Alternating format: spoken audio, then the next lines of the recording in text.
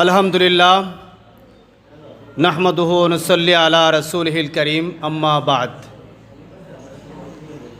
ঐতিহ্যবাহী রঘুনাথপুর দারুস সুন্নাত নেসারিয়া ফাজিল মাদ্রাসার 2025 সনের দাখিল পরীক্ষার্থীদের উদ্দেশ্যে দোয়া ও আজকের এই মিলাদ মাহফিলে আগত আজকের অনুষ্ঠানের সম্মানিত সভাপতি অত্র মাদ্রাসার মোহতারাম অধ্যক্ষ মহোদয়, এখানে উপস্থিত রয়েছেন অত্র প্রতিষ্ঠানের অত্যন্ত প্রবীণ বিজ্ঞ একজন আলেম জনাব মাওলানা আবু বকর সাহেব সহ আমাদের এই প্রতিষ্ঠানের অত্যন্ত বিজ্ঞ, অভিজ্ঞ এবং যোগ্যতা সম্পন্ন সকল আসাতেজায়ে কেরাম উপস্থিত 2025 সনের দাখিল পরীক্ষার্থী ছাত্রবৃন্দ সহ আমার প্রিয় ছাত্রবৃন্দ, আল্লাহর দরবারে লাখ কোটি শুকর। প্রতি বছরের মতো আমরা এবারেও আজকের এই অনুষ্ঠানটিকে দোয়ার সুন্দরতম একটা পরিবেশে আমরা বসতে পেরেছি। আল্লাহ তাআলার দরবারে শুকরিয়া আদায় করে সকলে বলি আলহামদুলিল্লাহ। শোনো এই ছাত্ররা, শোনো, অন্যদিকে মনোযোগ নাই। বলছিলাম আমাদের এখানে তোমাদের উদ্দেশ্যে আসাতেজায়ে কেরাম এবং অতিথিবৃন্দদের পক্ষ থেকে অনেক দিক নির্দেশনামূলক বক্তব্য তোমরা ইতিমধ্যে শুনেছ। আমি সেই বক্তব্যগুলি পুনরাবৃত্তি করব না।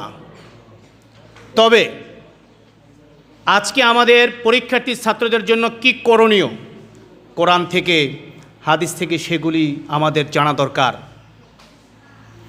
প্রত্যেকটা মানুষ যে কোনো কাজে যদি আমরা আল্লাহর উপরে নির্ভরশীল হই, তাহলে আমাদের জন্য সাহায্য যা লাগবে তার পুরোটাই আল্লাহ কি যথেষ্ট কিনা? সবাই বলো, আল্লাহ আমাদের জন্য যথেষ্ট কিনা? قال الله تعالى في كلامه المجيد ومن يتوكل على الله فهو সবাই বলো فهو حسبه। যে ব্যক্তি আল্লাহর উপরে নির্ভরশীল হয়ে যায়, আল্লাহ তাআলা ওই ব্যক্তির জন্য যত কিছু দরকার সব কিছুর ব্যবস্থাপনার জন্য আল্লাহই যথেষ্ট। তাহলে ছাত্ররা, তোমরা কার উপরে নির্ভরশীল হবে? আর যদি কোনো মানুষ আল্লাহর কাছে আল্লাহর শক্তি ছাড়া নিজের শক্তিটাকে বড় মনে করো, এটাও একটা ভুল। নিজের শক্তি বড় নয়। কোরআনে কারিমে আল্লাহ বলছেন আন্নাল কুওয়াতা লিল্লাহি, সবাই বলো আন্নাল কুওয়াতা লিল্লাহি জামিআ। যত শক্তি, সমস্ত শক্তি কার হাতে? তাহলে একটা কথা মনে রাখতে হবে, যখন তুমি পরীক্ষার হলে যাবে তখন মনে করতে হবে, এই ছাত্র খেয়াল করে শোনো, যখন তুমি পরীক্ষার হলে যাবে লেখার আগে তুমি মনে করতে হবে যে আমি যা শিখছি কোনো এলেম আমার মধ্যে আর নাই। যদি আল্লাহ আমাকে এলেম লেখার জন্য এলেম দান করেন, সেটাই আমি লিখতে পারবো। সুবহানাকা লা ইলমা লানা ইল্লা মা আল্লামতানা ইন্নাকা আনতাল আলিমুল হাকিম। জোরে বলুন আলহামদুলিল্লাহ। তাহলে আমরা জানলাম আল্লাহ যদি এলেম দেয় লিখতে পারবো, আল্লাহ যদি শক্তি দেয় শক্তি পাবো। আর আমরা কার উপরে নির্ভরশীল? আল্লাহর উপরে নির্ভরশীল। প্রিয় ছাত্রবৃন্দ, পরীক্ষার্থীবৃন্দ, তোমরা যখন সৃজনশীল বিষয়গুলো হাতে নেবা, আমি তোমাদেরকে একটা ইশারা দিচ্ছি। সেটা হলো, আমি দেখেছি আগে উদ্দীপকটা পড়লে পরে প্রশ্নটা পড়লে তেমন একটা মিল পাওয়া যায় না।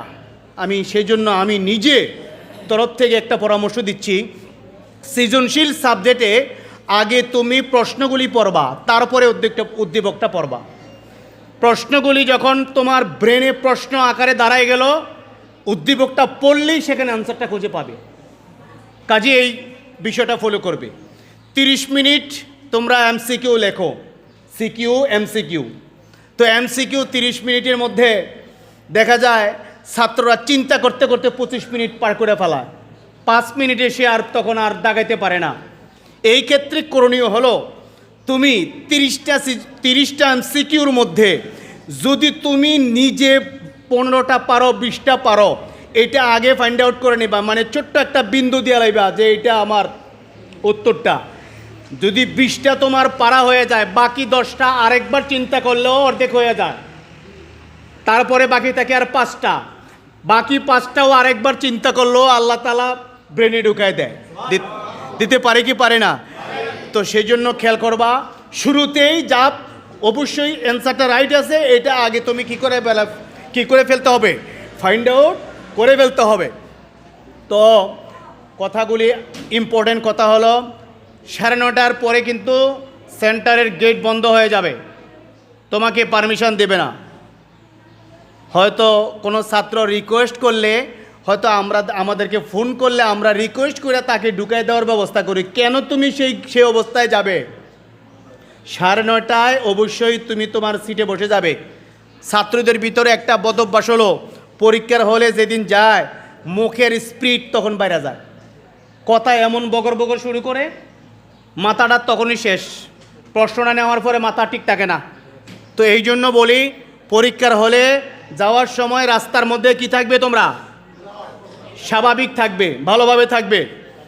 বলতেছিলাম তো স্বাভাবিক থাকবে, কথা কম বলবে, চিন্তা করবে, এই কথাগুলি মেনে চলবে, অবশ্যই মেনে চলবে।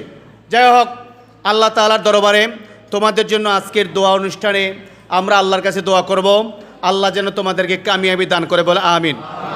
তোমরা একটা কথা জানো, সারা পৃথিবীর মধ্যে, খেয়াল করে শোনেন, সারা পৃথিবীর মধ্যে দাখিল এবং এসএসসি, এইচএসসি এবং আলিম সার্টিফিকেটের মান সারা পৃথিবীতে, তুমি এসএসসি পাশ করলে যে দেশেই পাশ করো, আর মাদ্রাসায় পাশ করো, আর স্কুলেই পড়ো, সমস্ত পৃথিবীর স্ট্যান্ডার্ড মান এসএসসি এক। এসএসসি কি? বাংলাদেশ থেকে তুমি এসএসসি পাশ করো, বাংলাদেশ থেকে তুমি দাখিল পাশ করো, আর অন্য দেশ থেকে এসএসসি আর দাখিল পাশ করে একই সমান, এবং এইচএসসি আর আলিম একই মান। তোই আমি যে কথাটা বলি, দাখিল পাশ করার পরে আমাদের কিছু ছাত্র আছে ব্রেনের মধ্যে এমন একটা তৈরি হয়ে যায়, আমারে তখন খেলায় নানানভাবে। তো ছাত্রগুলিরে বলি, তুমি বিভিন্ন কলেজে যায় ভর্তি হলা, আমাদের আশেপাশে অনেক কলেজ, তাদের বদনাম করছি না, তারা তাদের অবস্থানে ঠিক আছে, কিন্তু আমার কথা হলো 10টা বছর লেখাপড়া করার পরে তুমি কেন, কোন যুক্তিতে, কোন কারণে তুমি কলেজে যাওয়ার চিন্তা করো? ঘটনাটা কি? খুব ইম্পর্টেন্ট কথাটা খেয়াল করে শুনবে। দাখিল পরীক্ষার্থী ছাত্ররা, তুমি যদি কলেজে যাই ইন্টার পাস করো, তোমার মান কি আরেকটা হবে না সমান? ব্যবধান আছে 1%, 1%ও কি নাই, ব্যবধান নাই, সেম। অতএব তোমরা যারা পরীক্ষা দিচ্ছ, ইনশাল্লাহ তোমরা যদি আমাদের এখানে যে 57 জন ছাত্র পরীক্ষা দিচ্ছ, এই 57 জন ছাত্র আমরা আলেমে ভর্তি হওয়ার আশা করতে পারিনি? সবাই বলো, পারি তো? ইনশাআল্লাহুল আজিজ, আল্লাহ তাআলা তোমাদের কবুল করুক, বলুন আমিন। দাখিল পরীক্ষার্থী ছাত্ররা, এখন থেকে কয়দিন সময় আছে, এই দিনগুলো ভাগ করবা, কারণ ঈদের দিন আছে, আর ঈদের 10 দিন পরেই কি পরীক্ষা। তো এই দিন, আজকে থেকে দিনগুলি ভাগ করবা, কোন সাবজেক্টটা কয়দিন পড়বা। কোনো সাবজেক্টে 2 দিন পাইবা, কোনো সাবজেক্টে 3 দিন পাইবা, এর বেশি পাইতা না, সময় নাই। এখন তোমার আখের গুছানো, তার মানে শেষ গুছানোর টাইম, এখন রিভাইজের সময়, এখন তুমি নতুন করে পড়ার সময় এখন নাই, যা পড়ছো এগুলা রিভিশন দেওয়ার কি সময়। যারা ছাত্ররা এখনও লেখাপড়ায় অমনোযোগী, তোমরা আজকে থেকে এতেকাফ যেমনিভাবে আবাদতের জন্য মধ্যে নিমজ্জিত থাকে এতেকাফের লোকেরা, তোমরা ছাত্ররা মনে করবা আজ থেকে পড়ার এতেকাফে বসছো। কিসের মধ্যে বসছো? পড়ার এতেকাফে বসে গেছো। পড়াটা ইবাদত না? আল্লাহ কবুল করুক, বলেন আমিন। আর কথা নয়, আমি আসলে যে কথাগুলি বলা হয় নাই সেই কথাগুলি মাত্র আমি তোমাদের সামনে উপস্থাপন করলাম। আমরা আল্লাহর কাছে দোয়া করি আমাদের এই প্রতিষ্ঠানের ছাত্রগুলি যেন ভালো একটা রেজাল্ট আল্লাহ তাআলা দান করে, বলে আমিন। আল্লাহর ঘরে মসজিদে বসছি, এখানে উস্তাদগণ রয়েছেন, সবাই আমাদের ছাত্রদের সবার জন্য দোয়া করবে। আর আদর্শিক ব্যাপারে কোনো সার নাই, এটা আমাদের প্রশাসনিক পুরোপুরি কথা। সর্বমোট আল্লাহ তাআলার দরবারে তোমাদের জন্য আমরা দোয়া করি। আর আমরা তোমাদেরকে 10 বছর লেখাপড়া করানোর চেষ্টা করছি। আমাদের পড়াশোনা করার ভিতরে তো অনেক সময় আমাদের ভুল ত্রুটি থাকতে পারে।